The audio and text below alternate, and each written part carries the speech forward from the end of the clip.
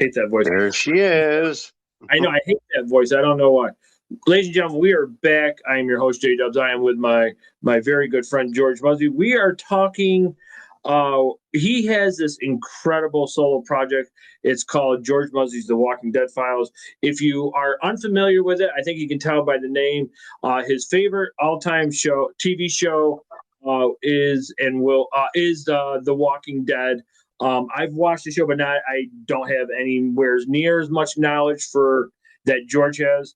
And right now we're going to spend like the next half hour, 40 minutes, because he has unusual take on the show. You know, the comic as opposed to the real, and you have all these insiders. So my question to you is real quick. What made you become a fan of The Walking Dead?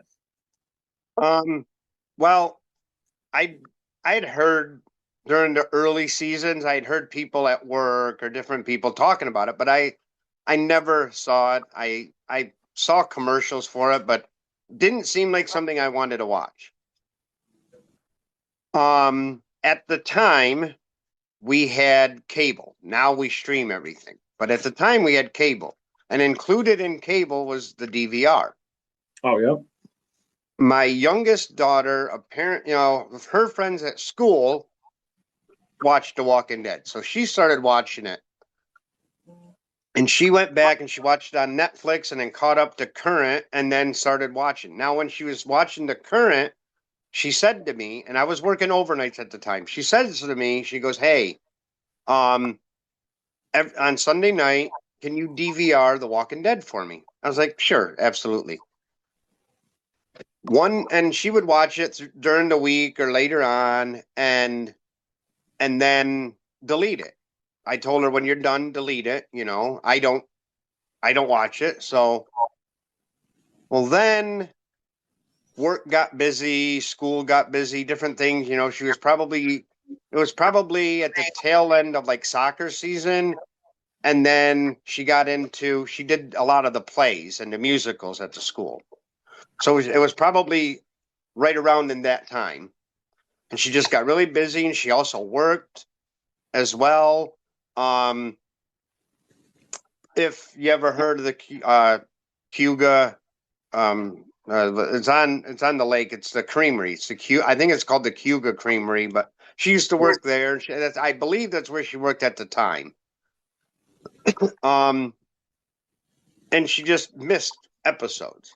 One Saturday, I was sitting in the living room, and she came out and wanted to watch. I said, "Can I watch my show?" Because I wasn't really I was watching something, and then it just kind of went into the next show, and didn't change the channel. I was probably playing on my phone again or something, and she asked to watch. I was like, "Sure."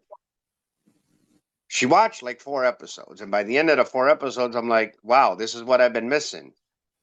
So and then a couple questions about what Rick had done, I don't know why I can't think of her name. Carol had done, and things that Morgan had done. And I asked her, and she said, "I could tell you, but it'd be better to watch." So I went back and I watched it from the beginning on Netflix and caught up to where it currently was. And that's how I just got hooked the whole way.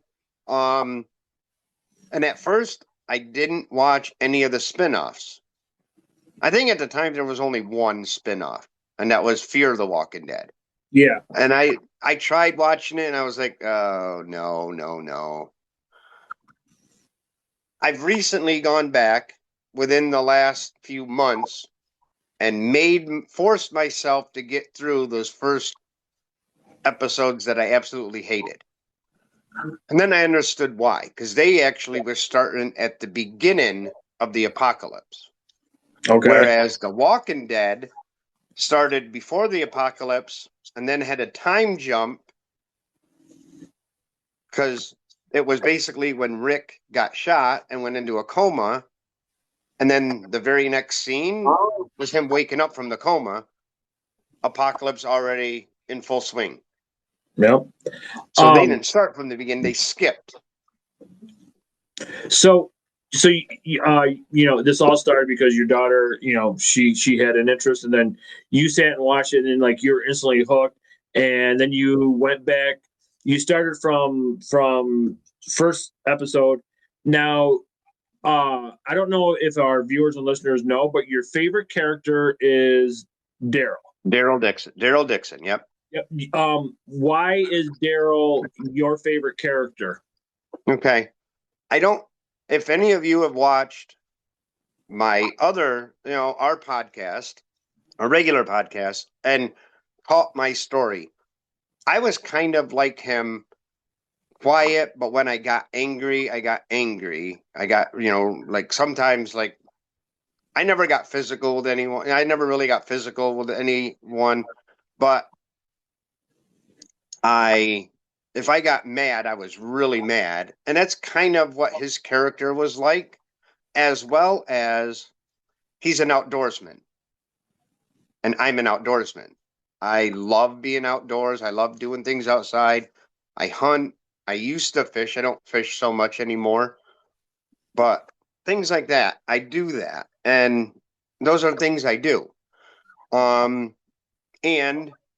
when New York State opened big game hunting to crossbow, I loved the crossbow, and so I kind of had a similar weapon as he did. Mine used for hunting, his is obviously used to fight off walkers. But I imagine prior to the apocalypse, it was his hunting, is what he used for hunting. Yeah. So I guess that just similar things, and oh my God, I fell in love with the first couple things he said on the show ever.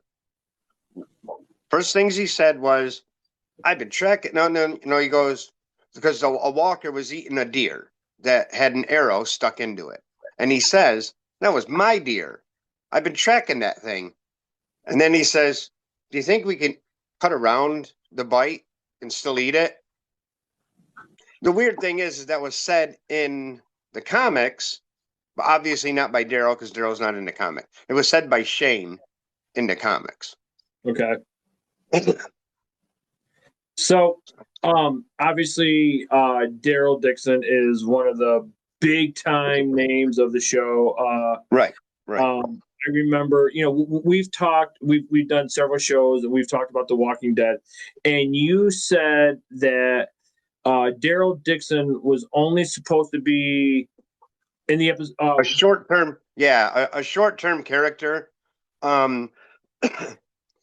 But there was an online movement, and it was tagged. I think on Twitter it was tagged. It was hashtag, because didn't Twitter used to be, I know it's X now. Yeah, it's Twitter. Yeah, but it used to be Twitter, and everything's hashtagged, right? On Twitter. Yep. Yeah, and I think it was hashtag, if Daryl dies, we riot. And it started a movement because they loved the character so much. And his character developed probably more than most characters throughout the series. Mm-hmm. I mean, at the beginning, after you get past the first couple episodes with him, he kind of becomes Rick's sidekick. Like Rick's the main character. We all know Rick Grimes is the main character of the show. Mm-hmm. And Daryl's kind of his sidekick.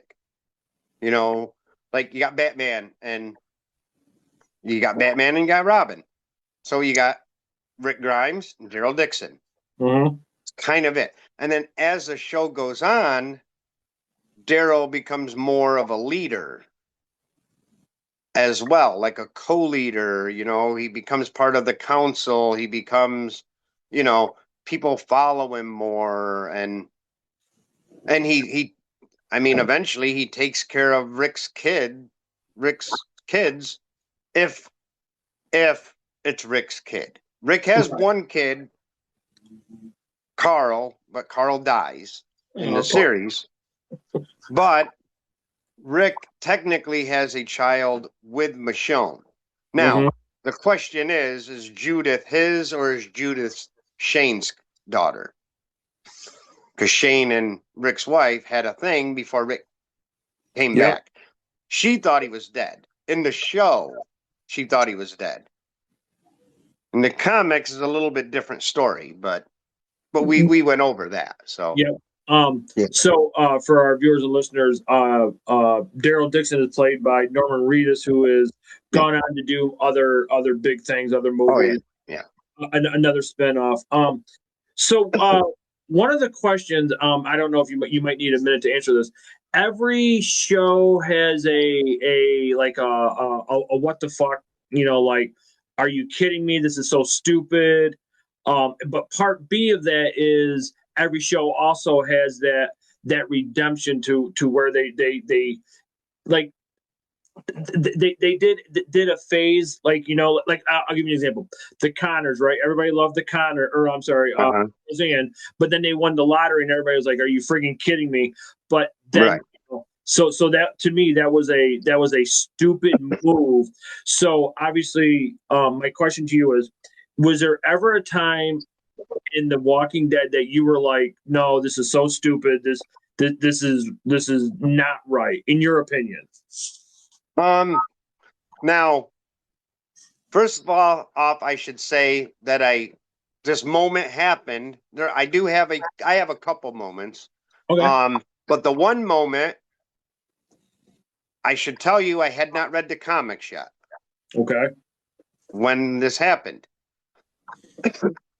The first moment was Morgan,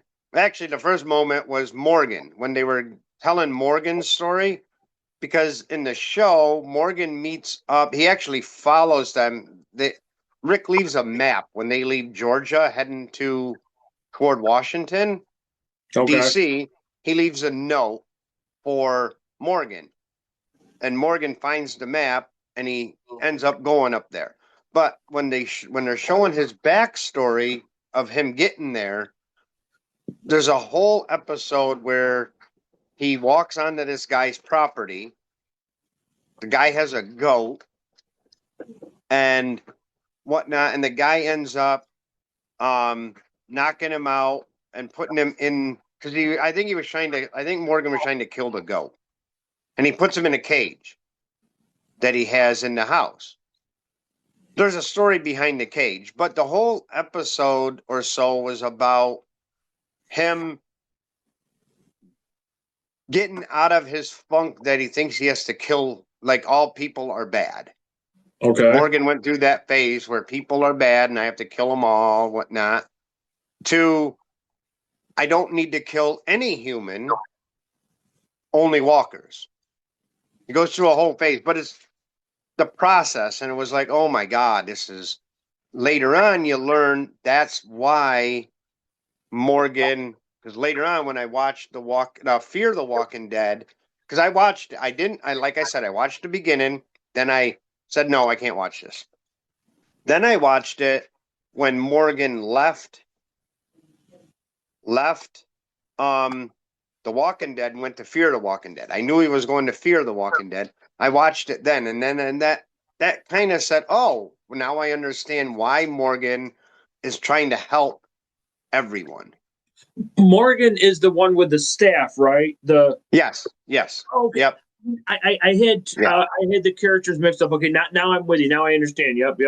Yeah. He's the one with the staff. And he goes to Fear the Walking Dead, and he actually helps everyone. He wants to help anyone that needs help. Gotcha. I don't want to go into too much detail because I haven't done a show about Fear the Walking Dead, but I will, and there'll be a couple of them about Fear, because Fear is also Fear the Walking Dead is a longer series as well. Okay.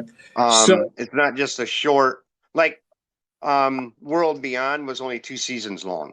There's that moment, and then I finally get now I understand why that, in a way, that was important. Okay. Another one was where I had not watched the comics. I had not read the comics yet. The end of the Negan Wars, they're fighting. I don't know. Rick and Negan are fighting, kind of hand-to-hand combat at this point. There's looks like there's like the stained glass window hanging from the tree. They're fighting by. Yes. And Rick ends up cutting Negan's throat, and he says, "Save him." And I'm like, what the fuck? He should die. He needs to die. With everything he's done, you need to kill him. Then later on, he has a moment where he kills Alpha. Yep. Also happens in the comics. So I'm like, okay, I understand why you wanted to keep him alive. First of all, you wanted to show him there's a better way than what you were doing. And second of all, you're important later on. Okay. And then the last moment was Gabriel is actually taking care of Negan's bedpan. Negan's in a jail cell. He's not allowed out of the jail cell. And anytime he is out of the jail cell, he's shackled or whatever, and people are around him. And he's rarely out. Morgan is cleaning, is taking out his dirty bedpan. We all know what a bedpan is. Yep. Yep. And Negan's teasing him about having to take care of his piss and shit. He's being Negan. He hasn't turned the corner 100% yet to actually becoming good.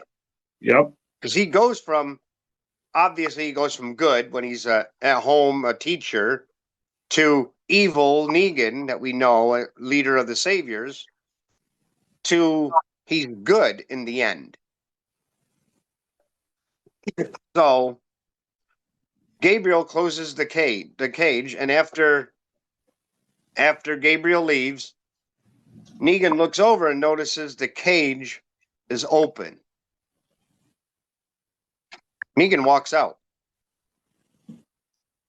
Now, Judith sees him and says something, and she goes, and he goes, "Are you going to shoot me?" And she goes, "No, you'll be back." Or, later he goes out and he tries to go back to the old sanctuary, and he realizes, you know what, it's not like it used to be, and he does go back. So it was kind of like why did he leave and come back? But he came back because he realized he's changing and he's not the guy he used to be. Okay. He's not 100% good now, but he's better than he was. Right. Yeah. So there was kind of that moment. Okay. And so for our viewers and listeners, Negan was a great character. I actually liked him. Oh yeah, he was a great character. And he was played by Henry Dean Morgan. If you're not familiar with who he is, then you need to watch Supernatural. He was the dad, but just giving a little backstory on that. So here's a question for you. I don't know. Yep. I don't know if this will pertain to you. We know that on every series or whatever, a character dies, gets run off the show, and or whatever. Through the entire Walking Dead, was there one character? I was making notes. So was there one character that they wrote off, killed, that really pissed you off? Yes. Actually, a couple. I actually was really angry when Tara was on the pike. Tara is one of the heads on the pikes that mark the border between the humans and the, I don't want to say they're not humans, but the Whisperers. Yep. Tara, that bothered me. I liked Tara as a character. At first I was a little up and down about her, but over the time she became a good character. And I didn't like the fact that she was one of them. I was kind of upset when Sasha passed away. Tyrese's sister. Yep. When she killed herself, basically, she took sleeping pills in the coffin, and she died in the coffin, and then became she was supposed to be helping Negan. Negan thought that they were on the same page, and she died in the coffin. And when he opened the coffin, she was a walker. So she had come back. The other one that really got me was Nick. Now, Nick's not in Walking Dead. Nick is in Fear the Walking Dead. It's weird how that I ended up in the first 3.5 seasons, he became my favorite character. The only problem is, remember I told you I watched the very beginning and said I can't watch this. Yeah. Then I skipped to season 4. I don't remember him in season 4. But I might not have watched every episode at the beginning of season 4. But I watched later on when Dwight joined the Walking Dead, Fear the Walking Dead. And I didn't see Nick. I don't remember seeing Nick. So when I went back and watched Fear the Walking Dead and forced myself through those first couple episodes and then got to watching it, I started liking Nick. Even knowing I didn't see him when I watched it when Dwight and Morgan were there. I remember Dwight. He was the one who was burnt, right? With long hair. Yes. Yep. Yeah. Yep. And because Now, Negan married his wife or something like that, right? Yeah. Negan took multiple wives. Yep. And she agreed to be the wife to give them a better life. But the catch was, it was her choice, he said. Yep. Mm-hmm. But if you choose me, you can never go back to him. And they escaped. Actually, right. I think her sister first was his wife, was one of his wives, and the 3 of them left. Right. Now, her younger sister had diabetes. And they stole insulin from the saviors, and then they left. But when they came back, she became part of the wives, and part of the punishment was you get the iron, which meant we stick the iron in a fire, an old school iron. This wasn't an electric iron. This was the old school iron where you heated it up and ironed. And you get your face burned. That was his punishment. Yeah. But the weird thing about Nick is Nick's a drug addict at the beginning of Fear the Walking Dead. Okay. He's actually in like the opening scene or near the opening scene. It might not be the opening scene, but near the beginning, he's actually coming down off of a binge. And he often goes missing from his family. But then within the first season, he's basically off drugs. He's not doing them anymore and whatnot. And I actually started liking him. And he was actually the first one, like early on. It happened on accident. A walker had gotten killed and blood had gotten onto Nick. And he realized that all the other walkers walked right by him. So he did it often. Yeah, he did it often. I know Rick and them have done it a couple times, but Nick did it a lot. Yep. Like a lot. And actually some of the other characters did the same thing, but they didn't put, like Rick and them, they put trench coats on, or and the other time they put sheets on and whatnot. Nick didn't do any of that. Whatever he was wearing, he would just take the blood and just, I remember that. Yeah. But yeah, I ended up really liking him, even though I knew he wasn't making it. But the weird thing is the actor that played him chose to leave the show. Oh, okay. All right. So this wasn't like, to me, it was a surprise of how he died and whatnot. But to him, it wasn't like sometimes sometimes I've heard that some of the actors, they hear, they come in, they read the script for the upcoming couple weeks, and they're like, oh, well, I guess I'm dying. But the reason they do that is so they don't accidentally spill it to someone else. Right. It's kind of like Game of Thrones. I've heard the Game of Thrones actors also saying the same thing. Like they can't tell you if they're in next season or not. Yeah. I can tell you because, we have I don't know what it's called, but it's a clause in their contract that they can't blab. Kind of like a gag order or whatever. So. Yeah. Kind of like a gag order. I can't talk about if I'm around next season or not. So for the next 15, 20 minutes, I want to ask you the decision to do your solo project, and your take on why you are doing it, because what some of our viewers and listeners don't know is you are very familiar with the comics as opposed to what really happened or did not happen in comic or the show. And when you do your shows, you are just so dialed in, you are so focused.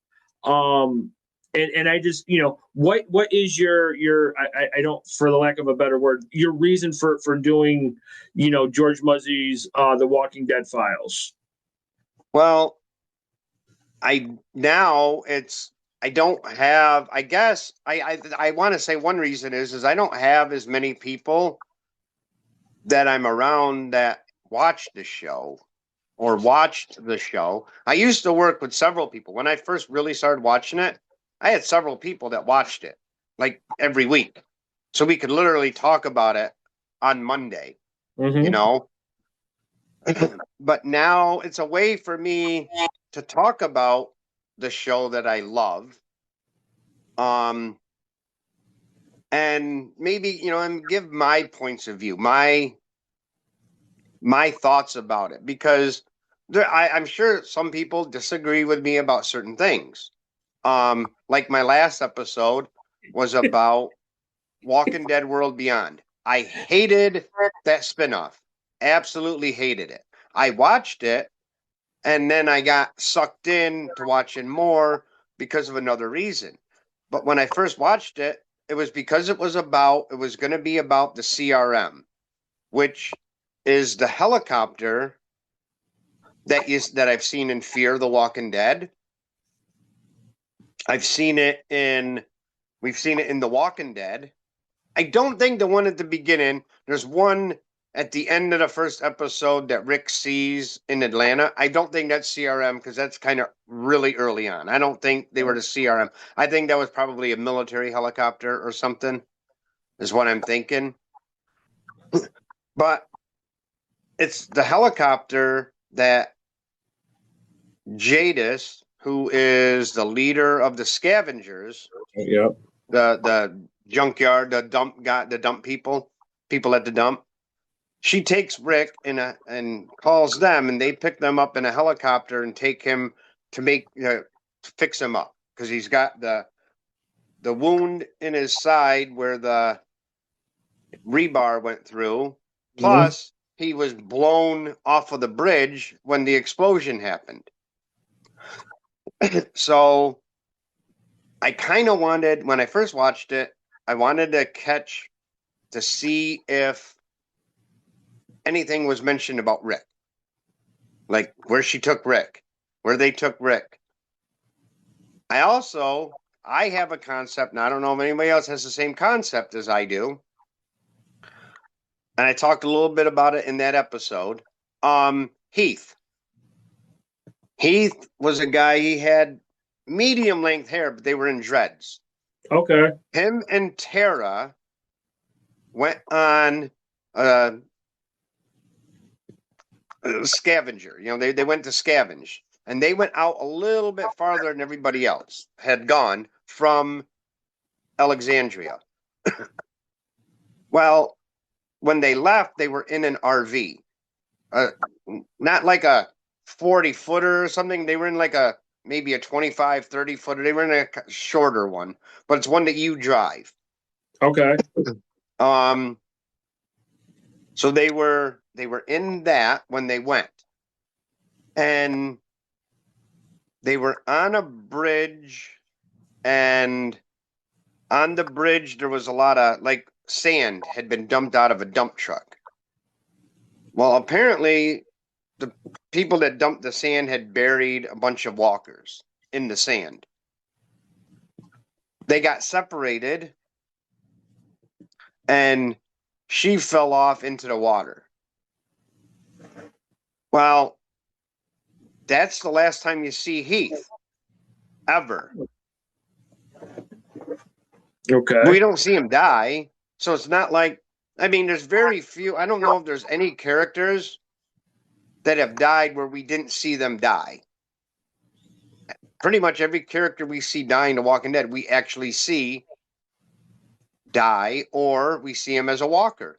Right. We never see Heath again in any way, shape, or form from that moment.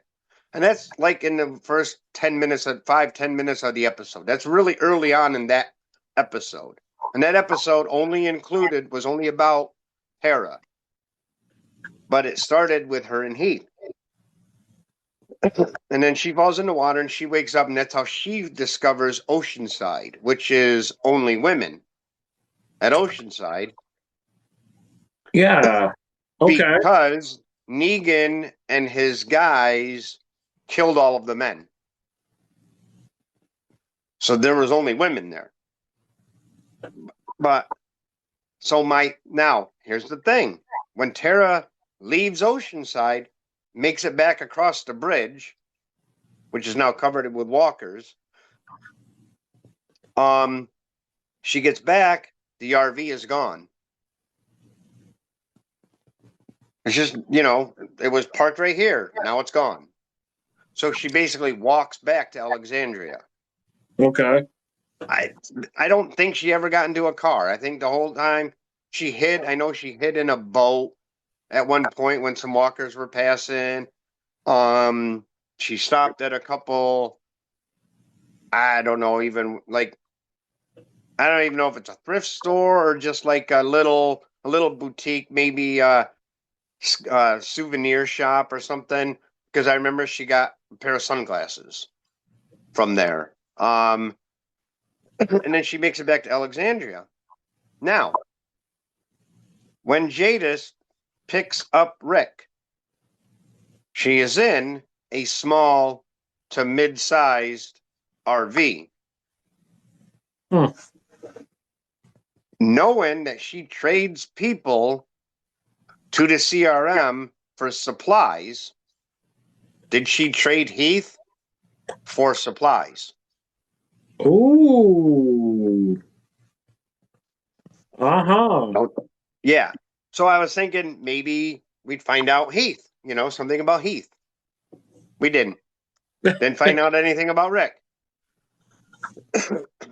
What another thing that kind of interested me into watching it was the two daughters.